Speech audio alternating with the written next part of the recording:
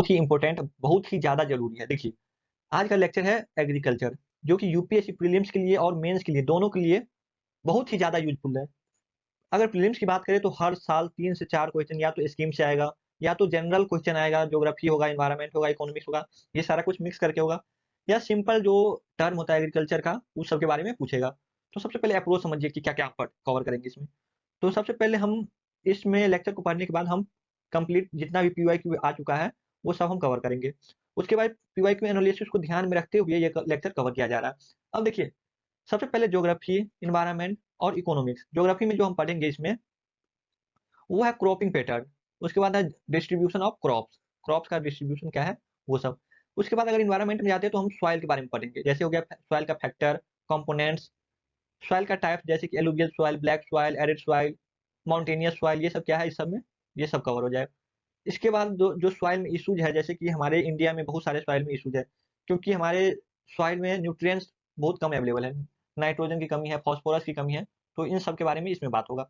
Economics में भी जो जितने सारे स्कीम्स है, जो जीएस 3 के पॉइंट ऑफ व्यू से एग्रीकल्चर में आएगा, उस सारे स्कीम को इसमें कवर करेंगे। तो आइए स्टार्ट करते हैं। सबसे पहले लेक्चर देखिए, बेसिक कंसेप्ट समझिए एग्रीकल्चर का, कि कोई भी चीज अगर एग्रीकल्चर करे तो वो सबसे पहले फार्मिंग के अंतर्गत आएगा, और फार्मिंग के अंदर ही क्रॉपिंग है। फार्मिंग से बाहर नहीं, फार्मिंग के अंदर, यानी कि जैसे फार्मिंग ले लीजिए कि राइस हो गया, व्हीट हो गया, शुगर केन हो गया, फिर मिलेट्स हो गया, ये सारा कुछ क्या आएगा, फार्मिंग के अंतर्गत एग्रीकल्चर में आएगा। अगर हम क्रॉपिंग, केवल एक क्रॉप की बात करें तो केवल हम राइस बोलेंगे, या फिर हम व्हीट बोलेंगे। जब फार्मिंग की बात होगा तो कंप्लीट इसमें आ जाएगा। अब देखिए, फार्मिंग मेथड को समझिए सबसे पहले। इसमें है टिलेज, सोइंग, इनपुट्स और हार्वेस्ट, यानी कि बुआई कटाई। इस सबको एक एक करके समझिए कि ये सब क्या क्या है। सबसे पहले supply chain in agriculture, agriculture का सप्लाई चेन क्या है ये समझिए। तो हमको तो ये पता है कि जब भी हम कोई भी चीज एग्रीकल्चर करते हैं, खेती करते हैं, तो हम सबसे पहले हमको इनपुट लगाना पड़ता है, यानी कि हमको सबसे पहले खर्चा करना पड़ता है। तो इन्वेस्टमेंट किसमें किसमें करना पड़ता है, तो सबसे पहले हमको लैंड चाहिए। उसके बाद जो उगाना है, जैसे कि व्हीट हो गया, राइस हो गया, तो उसका सीड्स हमको चाहिए। उसके बाद उसके लिए इरिगेशन चाहिए, फर्टिलाइजर चाहिए, पेस्टिसाइड चाहिए, और ह्यूमन लेबर। ये देखिए, ये मोस्ट इंपोर्टेंट है, ह्यूमन लेबर बहुत ही जरूरी है एग्रीकल्चर के लिए। अब अगर हम इतना इन्वेस्ट कर देते हैं इनपुट में, तो हमको कुछ ना कुछ आउटपुट मिलेगा, जैसे कि राइस का उगाया तो राइस हमको मिलेगा। लेकिन देखिए, यहाँ पे जब हम इनपुट लगाया तो यहाँ जो खर्चा होगा हमको 10 रुपया पर केजी होगा। लेकिन जब हम एपीएमसी मंडी तक पहुंच जाएंगे तो इसी चीज का कॉस्ट हो जाएगा 15 रुपीज पर केजी। ऐसा क्यों, ऐसा क्यों, ये अभी समझिए। देखिए, ऐसा इसलिए क्योंकि किसी भी लेवल पे जाएंगे तो हमको ट्रांसपोर्ट का खर्चा जोड़ना पड़ेगा।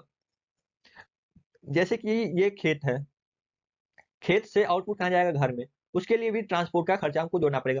फिर अगर हम कहीं स्टोर किए तो उसका भी खर्चा ट्रांसपोर्ट में जोड़ना पड़ेगा, उसका लेवल कॉस्ट जोड़ना पड़ेगा। फिर जो फूड कॉर्पोरेशन ऑफ इंडिया के द्वारा जो प्रोक्योरमेंट होता है, जैसे यानी कि फूड कॉर्पोरेशन ऑफ इंडिया, यानी कि सेंट्रल गवर्नमेंट क्या करता है, सेंट्रल गवर्नमेंट क्या करता है, ये जितना भी एग्रीकल्चर है, फार्मिंग होता है, उन सबको खरीदता है और अपने गोदाम में रखता है, कि इमरजेंसी केस में उसको हम यूज कर सके। ताकि कभी मान लीजिए कि कभी इमरजेंसी हो गया, कोई भी चीज बहुत ही महंगा हो गया, तो ये क्या करेगा, इस स्टोरेज रूम को खोल देगा फूड कॉर्पोरेशन ऑफ इंडिया के द्वारा, और उसको मंडी मार्केट में, जनरल मार्केट में बहुत ज्यादा मात्रा में अवेलेबल करेगा, ताकि जो प्राइस है वो कंट्रोल हो सके। ये बेसिकली जो वर्क होता है, प्राइस को कंट्रोल करने के लिए किया जाता है, food corporation of India government, सरकार द्वारा।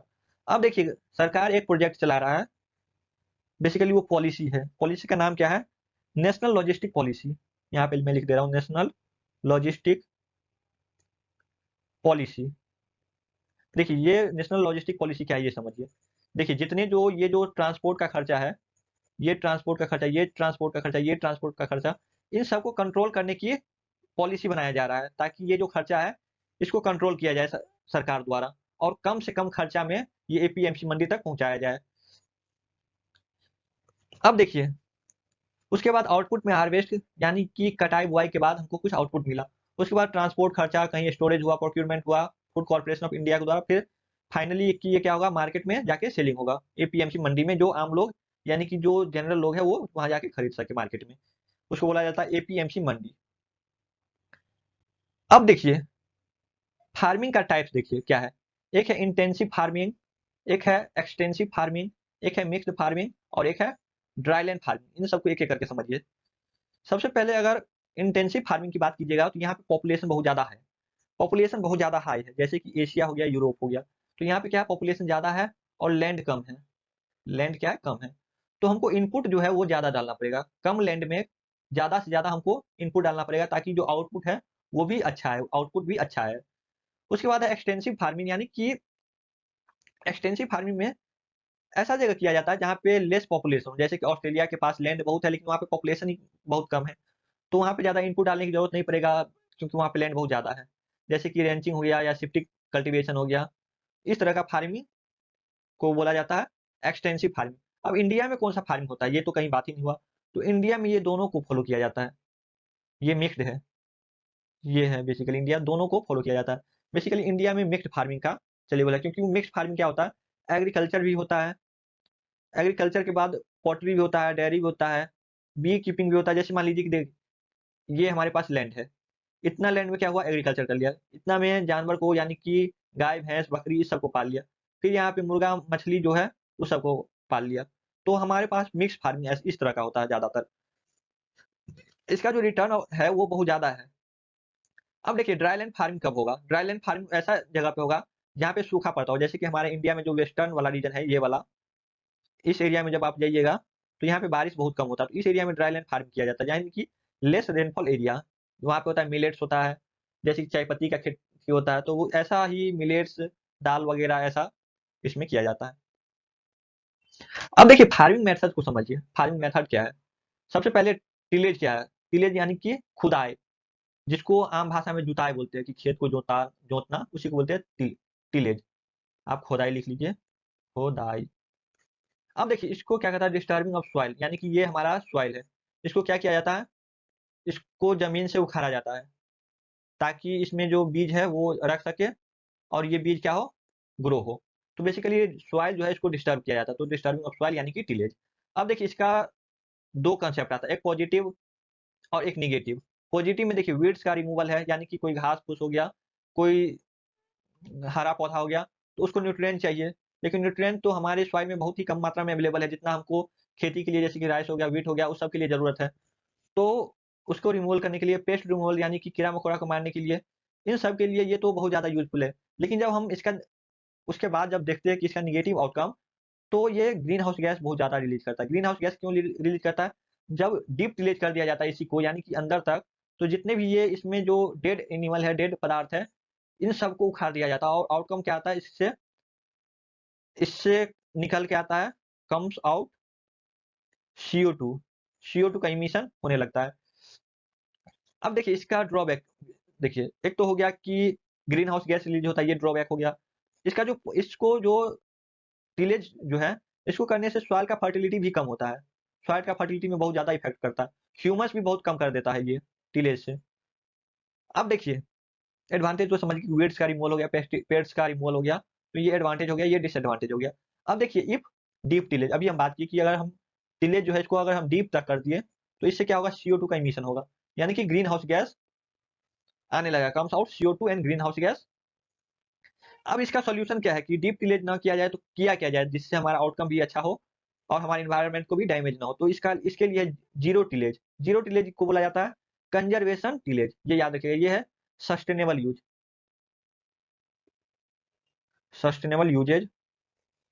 अब देखिए कंजर्वेशन टिलेज क्या है, बेसिकली ये जो सॉइल है, इसको कुछ भी टिलेज नहीं किया, जुताई यानी कि खुदाई नहीं किया गया, ऐसे ही छोड़ दिया गया और इसी में क्या किया गया, बीज डाल दिया गया और ऊपर से मल्चिंग वाला केस आता है। आगे देखेंगे कि ये मल्चिंग आता है, यानी कि यहाँ पे जो पत्ता होता है, घास-फूस, सड़ा हुआ चीज़ सब इसके ऊपर डाल दिया जाता है और इसमें पानी डाल दिया जाता है। जिससे क्या होता है, ये बीज जो है कुछ टाइम बाद ऑटोमेटिक ग्रो होना स्टार्ट हो जाता है बिना टिलेज के। ये मल्चिंग होता है, बेसिकली मल्चिंग द्वारा किया जाता है। अब देखिए ये जब मल्चिंग द्वारा किया जाता है तो इसमें क्या होगा, न्यूट्रिएंट अवेलेबल होगा, क्योंकि ये जो जब कोई भी चीज़ पत्ता जो है वो सड़ जाएगा, कोई भी अगर पुआल पुआल बोल दीजिए वो सड़ जाएगा, तो ये उसमें ह्यूमस बहुत ज़्यादा होगा, फर्ट उस तब अगर ह्यूमस बहुत ज़्यादा होगा तो वो फर्टाइल हो जाएगा ऑटोमेटिक। अब उसका डिसएडवांटेज देखिए, ये है डिसएडवांटेज। इसका कॉस्ट जो है वो बहुत ज़्यादा हाई हो जाएगा, क्योंकि लेबर कॉस्ट हो जाएगा, सीड्स को जो है उसको पहले बहुत ज़्यादा क्वालिटी हाइब्रिड सीड में बनाना होगा, उसके बाद ही यूज़ कर सकते हैं। डायरेक्ट सीड जो है उसको यूज़ नहीं कर सकते। तो इसका कॉस्ट बेसिकली हाई हो जाएगा इस टाइम। लेकिन ये है सस्टेनेबल यूज, ये आप याद रखिएगा कि कंजर्वेशन टिलेज क्या है, जीरो टिलेज सस्टेनेबल यूज, यानी कि इसमें कोई भी हमारे इन्वायरमेंट को डैमेज नहीं हो रहा और हमारे सॉइल को ह्यूमस और फर्टिलिटी प्रोवाइड करता है। अब देखिए मल्चिंग, हम वही क्या बात की, mulching covering the top level of soil with the humus without disturbing the soil strata. अब इसको समझिए, यानी कि ये हमारा सॉइल है, अब इसमें हमको क्या करना है, खेती करना है, इसमें हम बीज डाल दिए, बीज इसमें डाल दिए। अब इसके ऊपर हम क्या करेंगे, एक लेयर बनाएंगे, लेयर बना के क्या करेंगे, इसके ऊपर डाल देंगे, इसमें हम डाल देंगे लीव्स, डाल देंगे सड़ा हुआ लीव्स, जो जहां से हम ला सके, पत्ता हो गया, फिर पुआल होता है, पुआल को इंग्लिश में क्या बोलते हैं आप देख लीजिएगा क्या, और जो भी सड़ा गला चीज हो गया, पेड़ पौधा टूट गया तो उसको सड़ने करने के बाद उसमें क्या किया, डाल दिया, उसके ऊपर पानी डाल दिया गया। उसको पानी डालने के बाद क्या होगा, ये कुछ टाइम बाद ऑटोमेटिक क्या होगा, ये ग्रो होना, फिर ग्रो होना स्टार्ट हो जाएगा। जब ये ग्रो होना स्टार्ट होगा तो बेसिकली इसमें ह्यूमस अवेलेबल होगा, ह्यूमस बहुत ज्यादा अच्छा होने लगेगा, और जब ह्यूमस ज्यादा होगा तो बेसिक सी बात है कि फर्टिलिटी होना होना ही है। अब देखिए सोइंग, इनपुट्स, हार्वेस्ट, इन सबको एक एक करके समझिए। जब भी हम कुछ भी एग्रीकल्चर करते हैं यानी कि फार्मिंग करते हैं तो सबसे पहले हम बुआई करते हैं, यानी कि सोइंग करते हैं। तो बुआई, इसको हिंदी में बोलते हैं बुआई, याद रखिए। उसके बाद बुआई करने के बाद हम इसमें इनपुट डालते हैं, इनपुट क्या हो गया, बेसिकली सोइंग क्या हो गया, सीड्स हो गया, सीड्स हो गया। अब इनपुट में हो गया कि वाटर, यानी कि इरिगेशन, इरिगेशन के बाद वो क्या बोलते हैं, पेस्टिसाइड का यूज होना करना पड़ेगा, फर्टिलिटी को बढ़ाने के लिए हमको खाद जो बोलते हैं, खाद का यूज करना पड़ेगा। फर्टिलाइजर हमको बहुत ज्यादा यूज करना पड़ता है हमारे इंडिया में, फर्टिलाइजर, ये हमारे बेसिकली इनपुट हो गया। और इनपुट में एक लिख लीजिए कि ह्यूमन लेबर, ह्यूमन, ये भी इंपोर्टेंट है। हार्वेस्ट, जब कटाई करते हैं तो हमको आउटपुट मिलता है, यही है। तो देखिए अब हार्वेस्ट में एक अभी नया नया सिस्टम आया है, वो मैकेनाइज हो गया, यानी कि मशीन से हार्वेस्ट किया जाता है। पहले हालांकि बहुत सारे रीजन में अभी भी इंडिया में मैनुअल ही हो रहा है, विदाउट एनी मशीन, फार्मर द्वारा खुद से किया जाता है। लेकिन हमारे हरियाणा, पंजाब, नॉर्थ इंडिया में जितने भी रीजन है उसमें क्या किया जाता है, मैकेनाइज वाला सिस्टम आ चुका है। लेकिन इसका एक ड्रॉबैक क्या है, बहुत बड़ा इशू है कि हमारे इंडिया में फ्रेगमेंटेड लैंड मिलता है। फ्रेगमेंटेड लैंड यानी कि पीसेज है, छोटा छोटा टुकड़ा में बटा हुआ, तो छोटा छोटा टुकड़ा में है तो मशीन को ज्यादा कॉस्ट झेलना पड़ता है।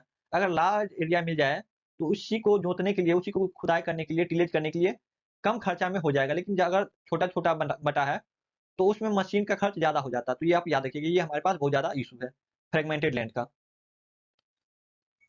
अब देखिए हमारा जो इनपुट है ये है, सबसे पहला लैंड, लैंड को समझिए।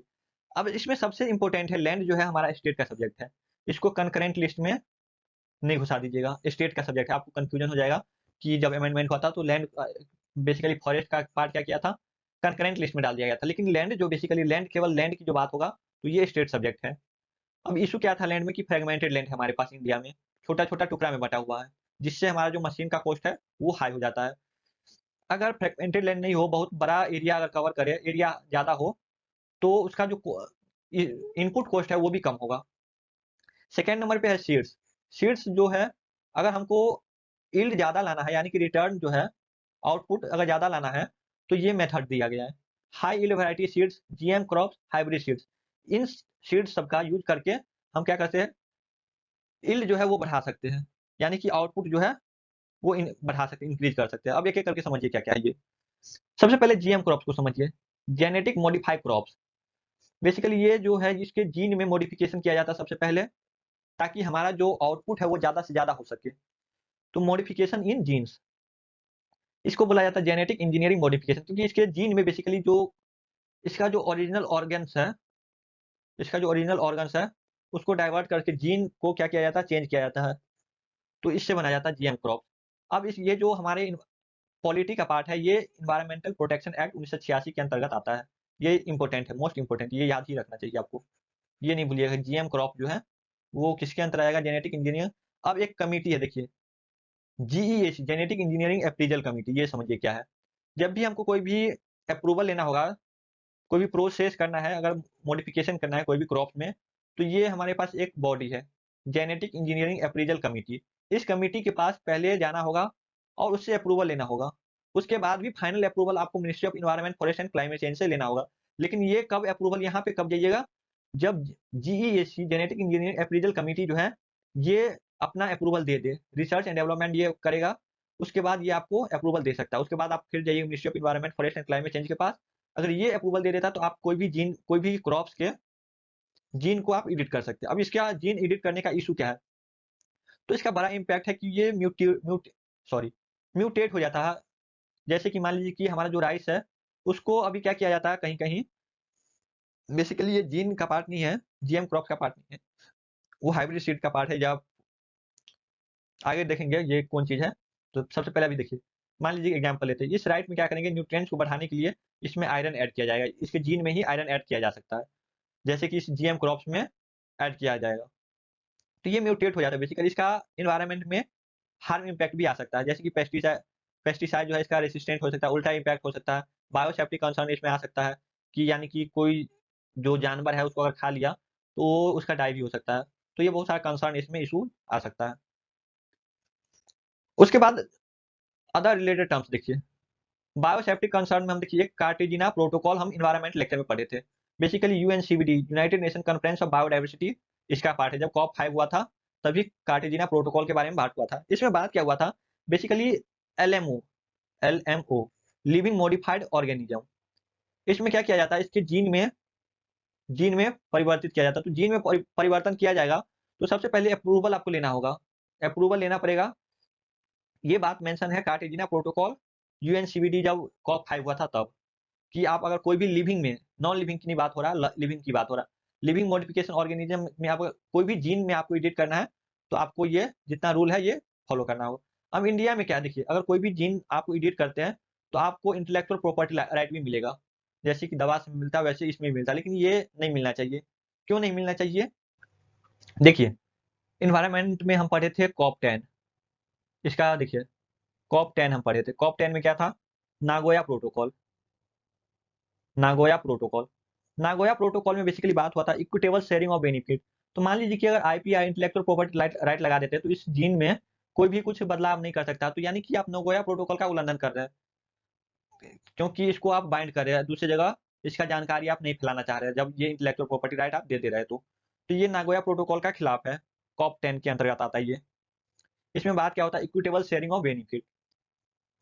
अब देखिए जीएम क्रॉप को समझिए, जीएम क्रॉप को कमर्शियल अप्रूवल मिला है या नहीं ये समझिए।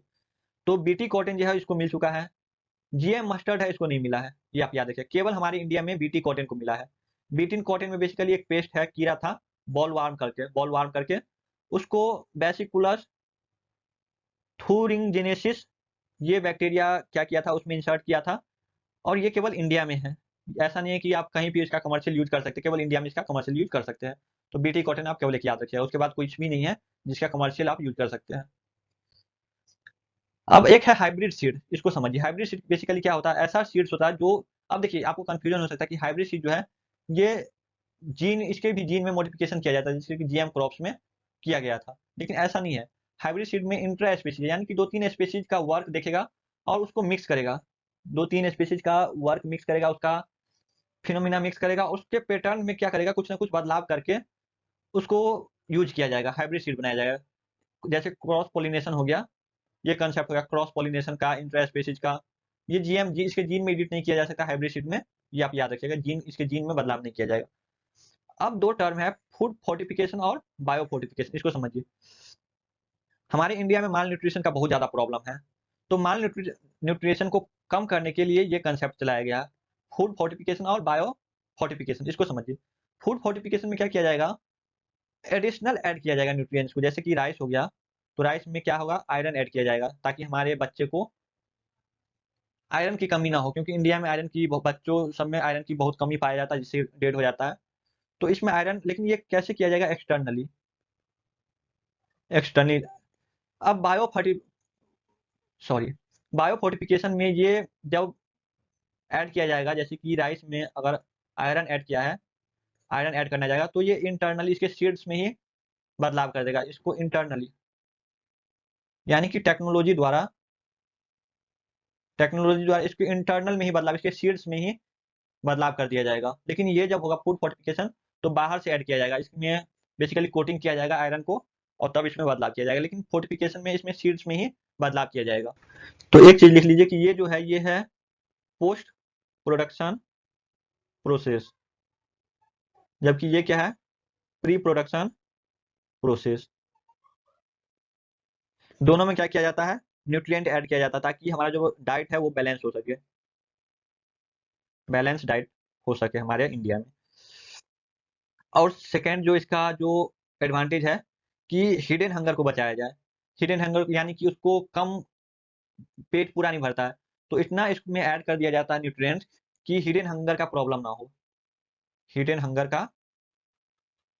का प्रॉब्लम इसमें ना हो।